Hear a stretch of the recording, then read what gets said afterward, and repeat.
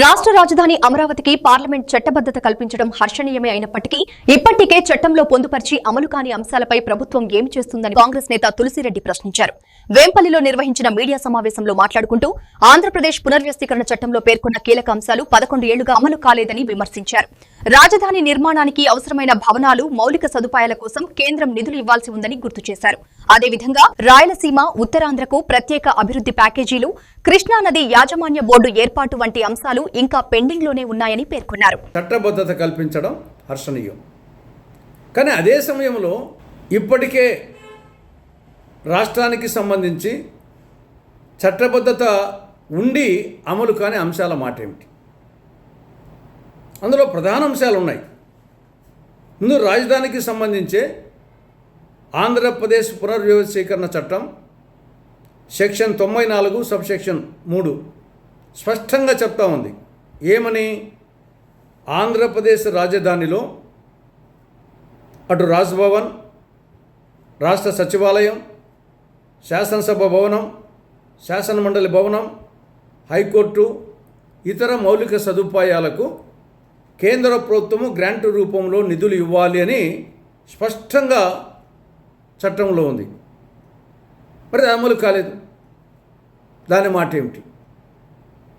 అదేవిధంగా విభజన చట్టంలో సెక్షన్ 46 సబ్సెక్షన్ 3 కింద స్పష్టంగా పేర్కొనడం జరిగింది. రాయలసీమకు, ఉత్తరాంధ్రకు కేంద్ర ప్రభుత్వము బుందేల్ఖండ్ తరహా స్పెషల్ డెవలప్మెంట్ ప్యాకేజీ నిధులు ఇవ్వాలని స్పష్టంగా ఉంది. మరి అమలు కాలేదు. దాని మాట ఏమిటి?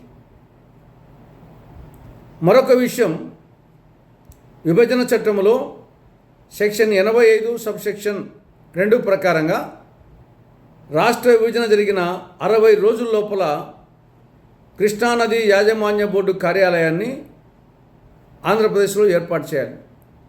60 రోజుల లోపల 11.5 సంవత్సరాలైంది. ఇప్పటికీ ఆంధ్రప్రదేశ్కి రాలేదు. తెలంగాణ రాష్ట్రంలోని హైదరాబాద్లోనే ఉంది. దాని మాట ఏమిటి? దాని తర్వాత విభజన చట్టంలో 13వ షెడ్యూల్ ప్రకారంగా కడప జిల్లాలో శైల ఆధ్వర్యంలో ఇంటిగ్రేటెడ్ స్టీల్ ప్లాంట్ ఏర్పాటు చేయాలి. దుగరాజపట్నంలో మేజర్ ఓడరేవు ఏర్పాటు చేయాలి. వాటి మాట ఏమిటి? ఇవే కాకుండా పార్లమెంట్లో ఏకగ్రీవంగా ఆమోదించడం జరిగింది రాష్ట్రానికి 5 ఏళ్ల పాటు ప్రత్యేక హోదా గురించి. అదే అమలు కాలేదు. ప్రత్యేక హోదా రాష్ట్రానికి హక్కు, రాష్ట్రానికి సంజీవని లాంటిది. అది అమలు కాలేదు. దాని మాట ఏమిటి? ఇక చివరిగా రాజధాని ప్రాంతాన్ని ఫ్రీ జోన్గా ఏర్పాటు చేయాలి, ప్రకటించాలి. గతంలో ఉమ్మడి ఆంధ్రప్రదేశ్లో హైదరాబాదును ఫ్రీ జోన్గా ప్రకటించడం జరిగింది. ఎందుకంటే రాజధాని ప్రాంతంలో విద్యా, ఉద్యోగ అవకాశాలు ఎక్కువగా ఉంటాయి. కాబట్టి అవి అన్ని ప్రాంతాల వారికి చెందాలి. ప్రస్తుతం నవ్యాంధ్రప్రదేశ్ను 4 జోన్లుగా విభజించారు. అందులో రాజధాని ప్రాంతం 3వ జోన్లో ఉంది. మిగతా ప్రాంతాల వారికి అవకాశాలు ఉండవు. కాబట్టి దాన్ని ఫ్రీ జోన్గా ప్రకటిస్తే అందరికీ అవకాశాలు వస్తాయి.